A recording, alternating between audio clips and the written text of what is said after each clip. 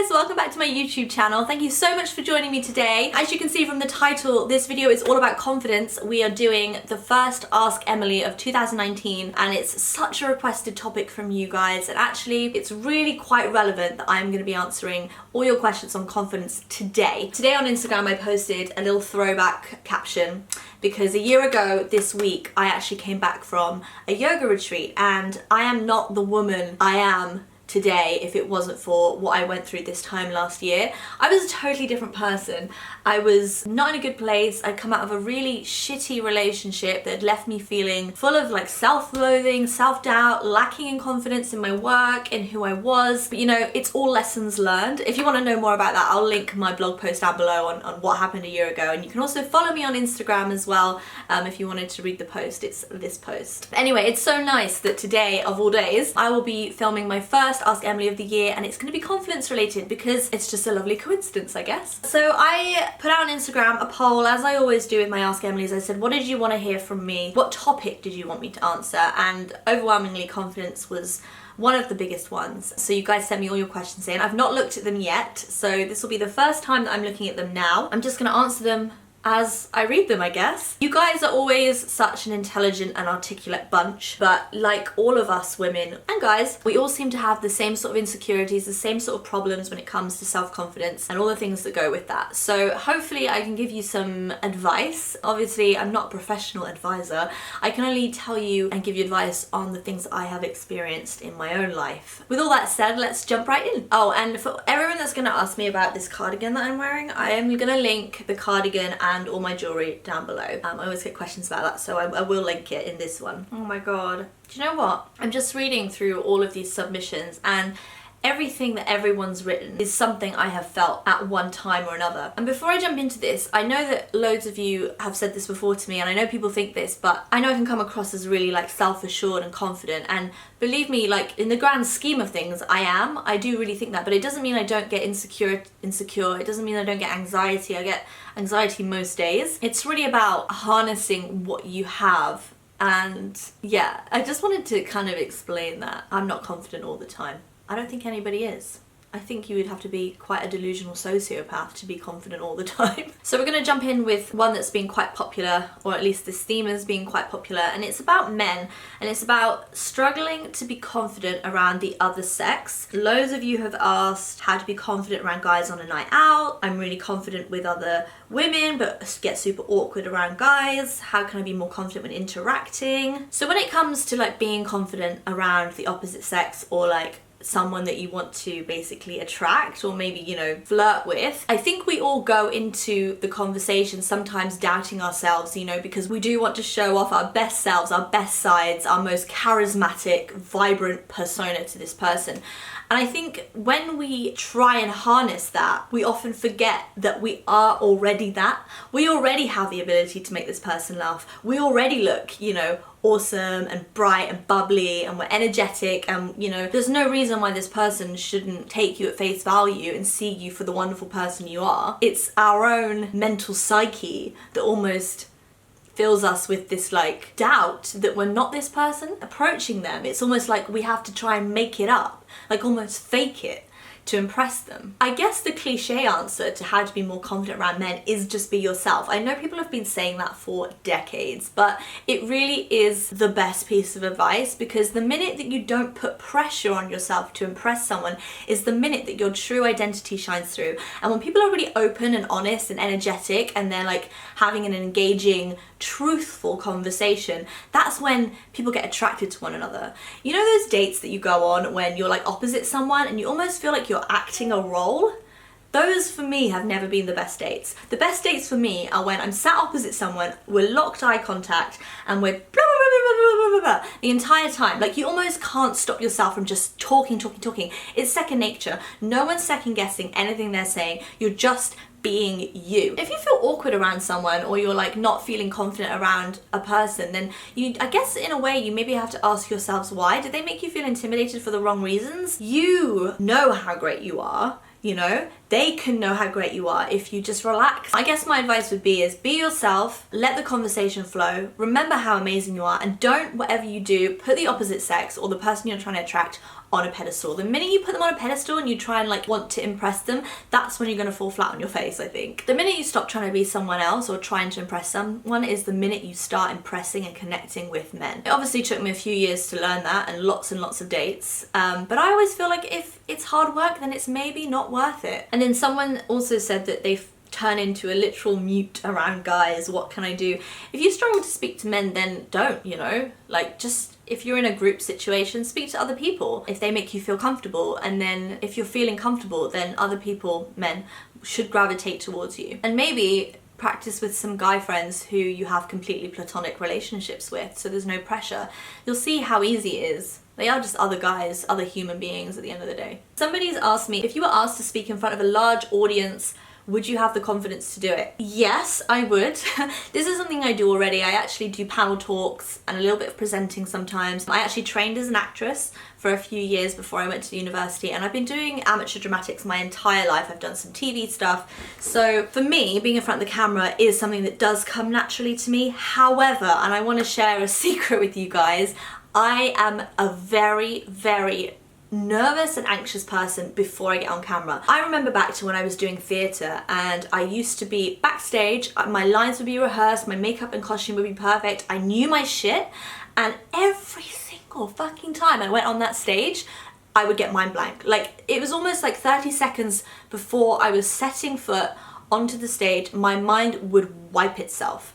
And it's just, that is just anxiety. It's like, oh my god, I'm gonna fuck up. No, you're not. You know your shit. You're not gonna fuck up. No, I'm gonna fuck up. In fact, I can't even remember what I'm supposed to say when I walk on the stage. In fact, I can't even remember what time I'm supposed to. Oh my god, I'm supposed to be on the stage. Like, literally mind blank. Whenever I do panel talks, rest assured, my heart is pounding through my chest. I feel like the audience can see it. I get so nervous. The minute I get into it, that's when all the insecurities melt away. I guess what I'm saying, to have confidence on stage or to have confidence to talk to a large audience, prepare. Sometimes preparation isn't key, you just have to believe in yourself if it's something like a casual conversation, like with an audience or an interviewer. But then I guess if you do get nervous, I would say always prepare before you go on stage. Even the most confident of people and the most articulate, well-spoken, engaging people on stage get nervous. I personally believe you do a better job when you've got a tiny little bit of fear behind you, because that's what really pushes you to do well. That's what really pushes you to show that you're passionate about something. It shows that you care if you're scared. Personally, I think the idiots are the ones that walk on without any sort of trepidation, without any sort of anxiety. They're the ones that will fall into the traps of looking stupid or over arrogant. It's good to have a little bit of anxiety. Harness it and put it somewhere where you can feed off the energy that it gives you. So I've had a lot of questions about imposter syndrome and whether or not faking it till you make it is like an actual thing. I want to address that because I think it's a really, really valuable question, and I think there's actually an element of everyone in this world faking it till they make it. I mean, I've never ever in my life gone to a job interview and not like bullshitted a little bit. Honestly, I haven't got into a lot of the positions I've been in today without blagging, without bigging myself up. You've got to create a hype, especially when you're a brand. Like, and obviously I sit down here and I speak to you guys really, really honestly all the time. That's what I always endeavor to do on my channels, and you guys thank me for it quite regularly. But at the end of the day, I am a brand, so I have a lot of business dealings. I need to get people excited about wanting to work with me. I need to talk to people and say, you want to work with me because of this, that, and this. And I might be sat on the other end of that email going, oh my god, I really need this job. You need to give me this job. I need to sell myself in the best way. Like, I might not be 100% confident in like creating what they need, but you know, in the back of my mind, I'm like basically giving myself that push forward to do that job and grab it and make it work. So yes, I do believe there's a little bit of like fake it till you make it, but then I feel like that never really goes away, especially if you're ambitious, because you always want to do the next thing that's bigger and better and more money and reaching more people and bigger brands. So, you know, whether you're a blogger like me or you're going for interviews or you are reaching for some sort of goal out there where you feel like you might be bullshitting a little bit to get where you need to be, I don't think there's a problem with that at all. I think the best businesswomen in the world and men have, you know, bigged themselves up, been their biggest supporter, and you know, we all do it. Like, we all talk the talk now and again. I honestly believe that everybody does fake fake it a little bit sometimes. And I honestly believe no matter where you get to in life, whether you achieve this and then your next goal is this, there's always going to be an element of having to big yourself up when you don't feel 100% confident. So yeah, don't be afraid to be your biggest supporter. Don't be afraid to be your biggest cheerleader. Big yourself up, tell people what you can do for them and how you can make this work, and then just do your best job. If it doesn't work, fuck it. Move on to the next, you know? But people won't take chances on you unless they are 100% confident that you are confident in yourself. So even if that means you have to like put a little polish and sparkle on what you're doing, then just do it. Because at the end of the day, no one else is going to do it for you. And if you don't, someone else will get that job, or someone else will get that opportunity, or someone else will get picked over you. Someone's asked me, how do you feel confident even when you're having a shitty day? Do you know what? Sometimes you just have to throw the towel in and notch the day up to being just a write-off. It happens. Not every day is always perfect. Sometimes I have a series of shitty emails, a job falls through, an Instagram post bombs, I stub my toe, I get a really ugly spot on my face, whatever. Like, it's days like that I just have to be, do you know what, fuck it. Like, it's just not working for me. I'm having an off day and tomorrow is a new day, a new opportunity. But if you obviously have a big event and you've got to get yourself pumped up and feeling confident after maybe a shitty day when you felt a little bit left down, your confidence has been knocked, then have a pep talk with yourself. Guys, I do this all the time. Obviously not in public because I'd look like a bloody lunatic, but I like lock myself away in like a private toilet cubicle, a broom cupboard, put your head under your desk, go sit in your car somewhere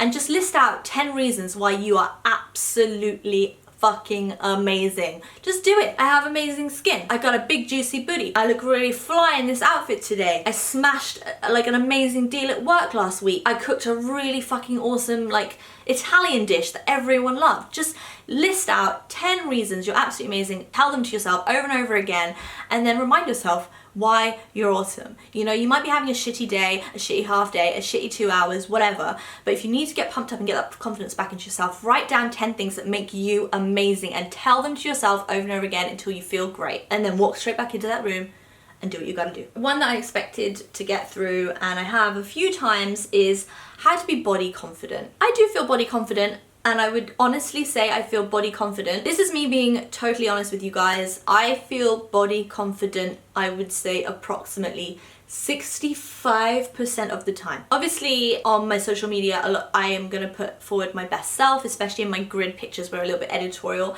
On my stories I'm a little bit more natural. On YouTube you guys definitely see all the sides to me, from the ones where I'm sat in full makeup in front of a beautiful light making me look all glossy, to the vlogs when I'm like puffy and no makeup, I've got spots.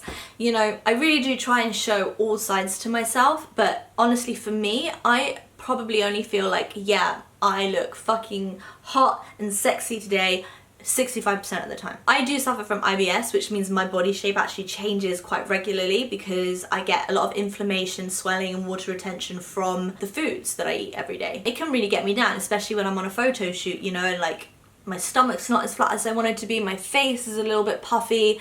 It's shit. I mean, it happens to everyone, I think. You can't be confident all the time. And trust me, the women that are like this, they're not having a very good time with life. They're not enjoying themselves. So just remember that. There's this thing that I've seen on Instagram recently. I think it's a really great thing. Jamila Jamil, I think her name is, she has this sort of hashtag campaign called I Weigh. And it's all about telling people and telling yourself what you weigh, not based on how much body fat percentage you have or how much the scales tell you or what you look like or what your body type is. It's all about your values. It's all about telling yourselves who you are as a person, and these are factors that are not based on, you know, your physical appearance. So like, I'm a good girlfriend, I'm a compassionate friend and sister, I try my best to recycle, I'm really hardworking. You know, it's all of these things that make up who you are, but I know that doesn't really mean anything about body confidence. So to kind of tackle that, I would say pick something you really love, or a few things that you really love, and show them off. Got great legs, shave them, fake tan them, moisturize them, put on a pair of sassy shorts and go out and show them off.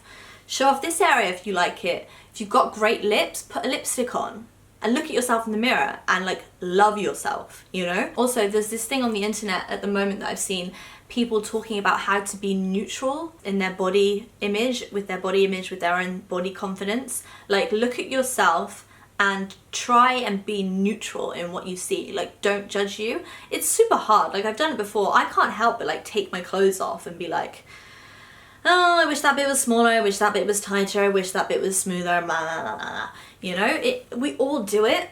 Just focus on the days that are good. Know that no one is perfect all the time. And remember, you've got so much more to offer than your body image and your body shape. As soon as you can harness some of that self-belief in how amazing you are as a person, your body regardless, then why shouldn't you have confidence? Confidence isn't just about body image, it's about the whole package. I've had a question through about how do you stay in your own lane and focus on your own life and your own work instead of comparing yourself? Comparison is the root of all self-doubt and insecurities. It really is. And unfortunately, we live in a world where, you know, social media displays the best bits of everyone's life all the damn time. Oh my gosh, I go through phases where I don't even open Instagram to look at it. I just use it for work because I can't look at other people's stuff when I'm feeling particularly anxious because I feel like I am not doing a good job. It happens all the time. I've actually managed to like start recognizing those negative thought patterns as like when they come in, and either shutting the app down or just taking a step back and reminding myself all of the great things that I achieved today or this week in my work and in my own life. Comparison literally robs us of joy. The minute you start comparing yourself with anyone is when you're going to start to have self-doubt and start criticizing your own achievements, or worse, even forgetting them. We all do amazing things every day.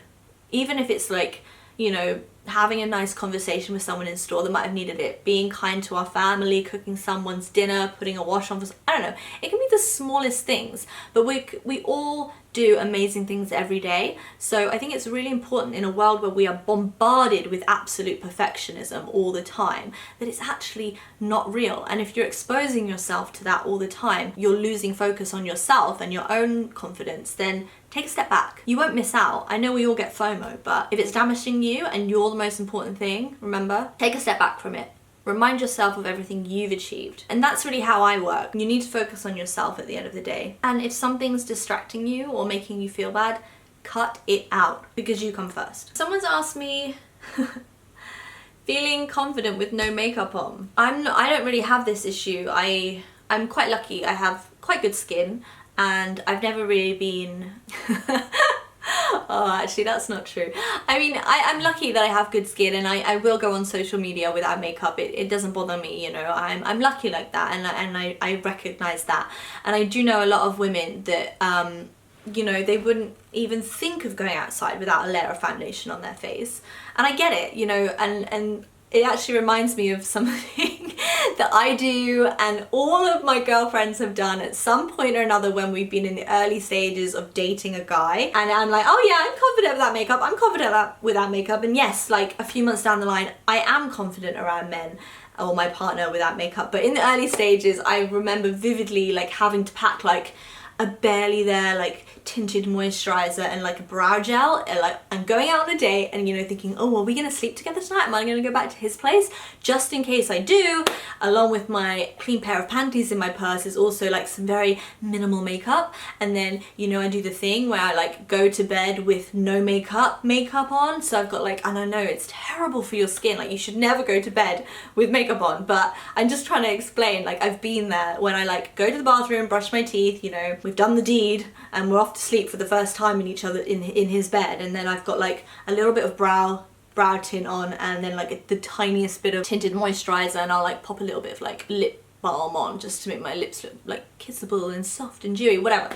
So I go to sleep in like no makeup and I wake up and I'm like, yes, I woke up like this, when actually I've just got this like residual half-assed makeup look on my face. And he's thinking in my head, oh, she's so fresh in the morning, and I'm like, I'm so fresh in the morning. It's all a lie. I don't know why I do it. It's so silly. I mean, that's my experience with not feeling confident without makeup. I mean, a few months pass and actually, you know, I find out we're a match and we're in a relationship together, then like my poor boyfriend hardly ever sees me in makeup. I guess you have to ask yourself why you're wearing the makeup in the first place. Is it for you? Is it for your own self-confidence? Or are you worried about what other people think? If you're worried about what other people think, you can take my word for it.